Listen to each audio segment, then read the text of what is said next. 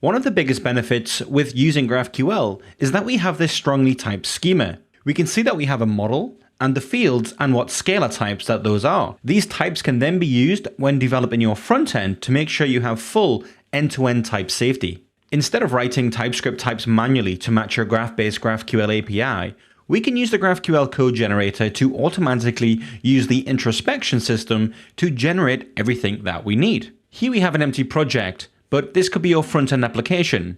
If it is, you'll want to now install some dependencies. To begin, let's install, as a dev dependency, the GraphQL Code Gen CLI and the GraphQL Code Gen TypeScript plugin.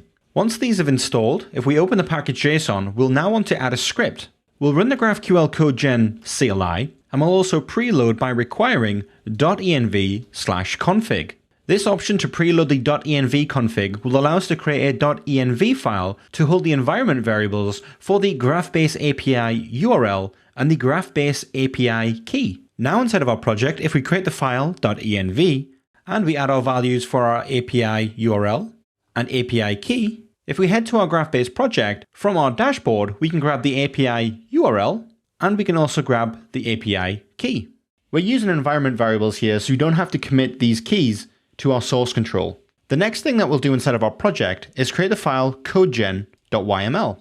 We'll need to specify now the schema in which the GraphQL Code Generator can use to look at all of the different types and use the GraphQL introspection system to get everything it needs to generate the types. So here we'll pass a new schema value, and here we can use the Grafbase API URL key from our env file. The GraphQL Code Generator knows that this is an environment variable, and because we've preloaded .env, it can then insert the actual values here when it executes the codegen command.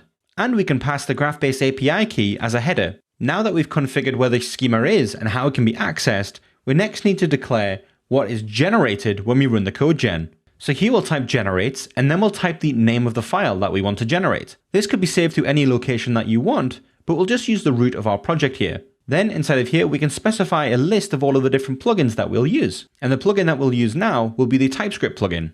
With this saved, this is all we need to do to execute the GraphQL Code Generator and automatically generate those TypeScript types.